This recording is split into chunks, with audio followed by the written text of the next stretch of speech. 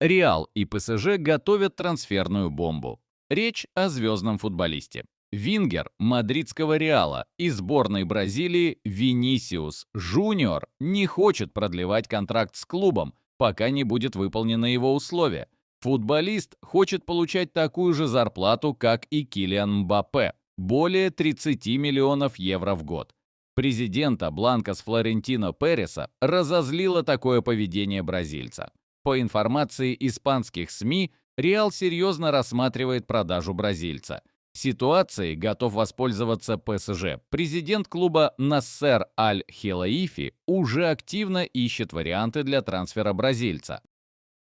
Барселона намерена выкупить у МЮ Решфорда. По информации британских и испанских СМИ, Барселона довольна тем, что на старте сезона показывает арендованный у Манчестер Юнайтед форвард Маркус Решфорд.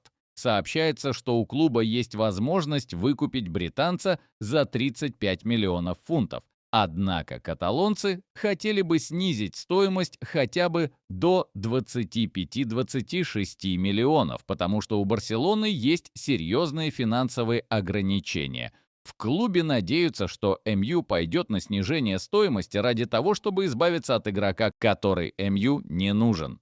Решфорд за 6 матчей в Барселоне забил 2 гола и сделал одну результативную передачу. Дорогие зрители, а перед тем, как мы продолжим, поставьте, пожалуйста, лайк этому видео и подпишитесь на канал. Спасибо за то, что с нами.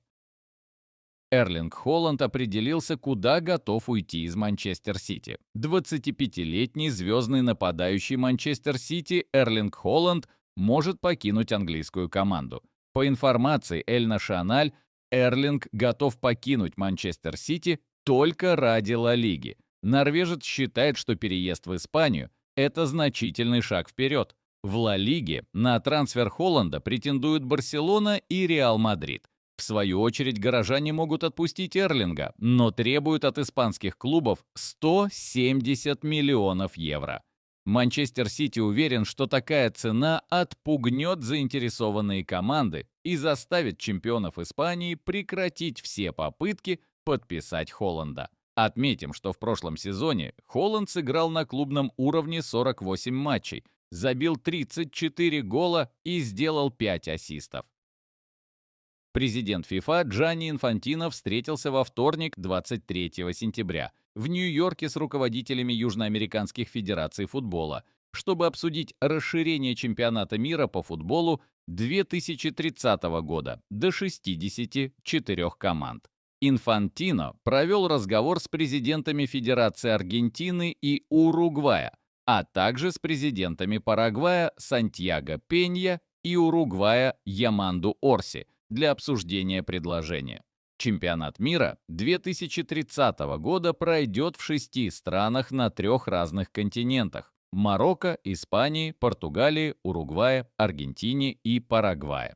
Ожидается, что южноамериканские страны примут по одному матчу. Расширение состава участников до 64 команд, вероятно, гарантирует всем 10 странам Латинской Америки место на турнире. Венесуэла – единственная страна, которая ни разу не квалифицировалась на чемпионат мира. Если ФИФА одобрит этот шаг, турнир будет состоять из 128 матчей, что вдвое больше, чем в формате из 64 игр, который действовал с 1998 по 2022 год.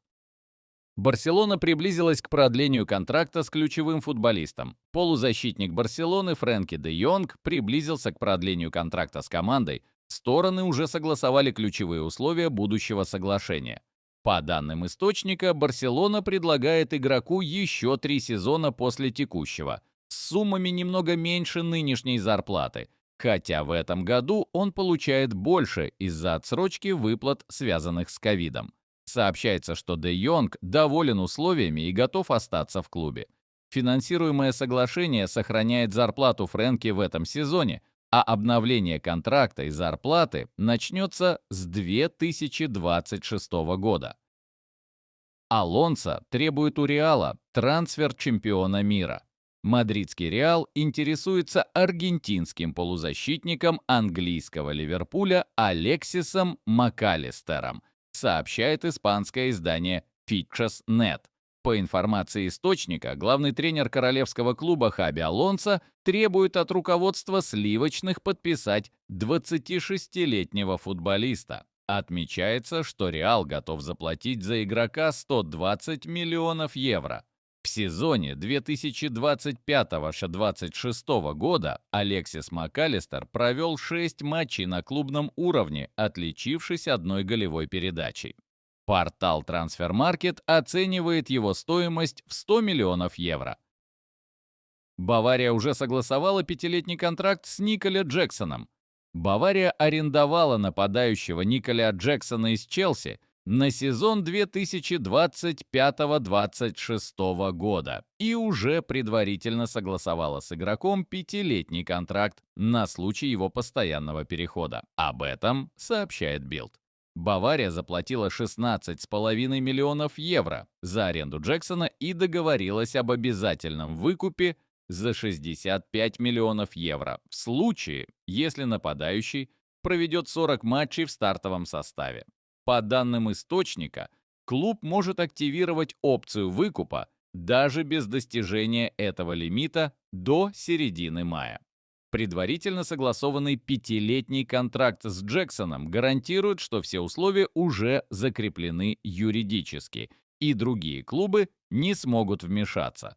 Кроме того, Бавария имеет возможность провести переговоры с Челси для снижения стоимости трансфера. Стало известно, останется ли Эмери в Астон Вилле после провального старта. Футбольный клуб Астон Вилла не намерен увольнять главного тренера команды Унай Эмери в ближайшем будущем. Об этом сообщает Give Me Sport. По данным издания, руководство клуба не планирует расставаться с испанским специалистом, несмотря на слухи о заинтересованности Манчестер Юнайтед в услугах Эмери. После 5 туров национального первенства бирмингемская команда набрала лишь 3 очка и располагается на 18-м месте в турнирной таблице. В воскресенье, 21 сентября, Астон Вилла сумела прервать сухую серию в АПЛ. Израиль избежал исключения из УЕФА после давления США. По информации израильских СМИ, благодаря значительному давлению со стороны дипломатов, представителей футбольных ассоциаций и других высокопоставленных лиц, сборная Израиля и израильские клубы избежали исключения из Союза Европейских футбольных ассоциаций. Ранее сообщалось, что Катар настаивает на исключении Израиля из УЕФА.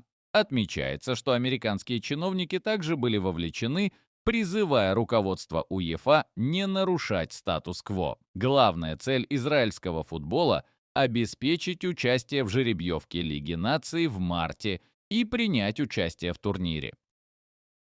Дорогой новичок Ливерпуля порвал кресты и больше не сыграет в этом году. Итальянский центральный защитник английского Ливерпуля Джованни Леони в матче 1/16 финала Кубка английской лиги против Саутгемптона получил травму крестообразной связки колена, сообщает известный инсайдер Фабрицио Романо.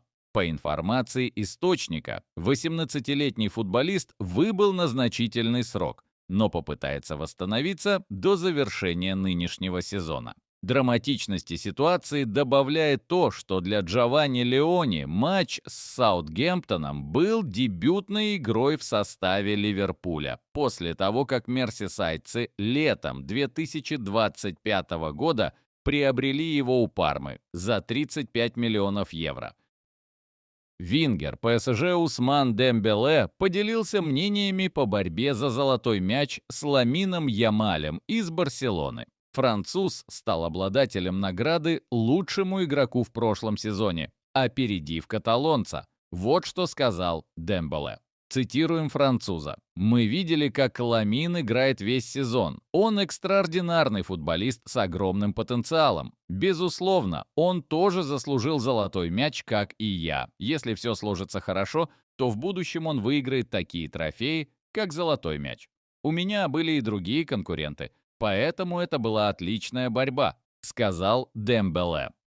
Франк Рибери назвал главное ограбление в истории золотого мяча. Бывший футболист Баварии Рибери до сих пор считает, что заслужил золотой мяч в 2013-м. Это было несправедливо. Это был невероятный сезон для меня, и я должен был выиграть золотой мяч. Они продлили время для голосования, и произошло что-то странное. Я чувствовал, что это был политический выбор, отметил француз. В 2013 золотой мяч достался Криштиану Роналду. Второе место в голосовании занял Лионель Месси, а француз занял третье место.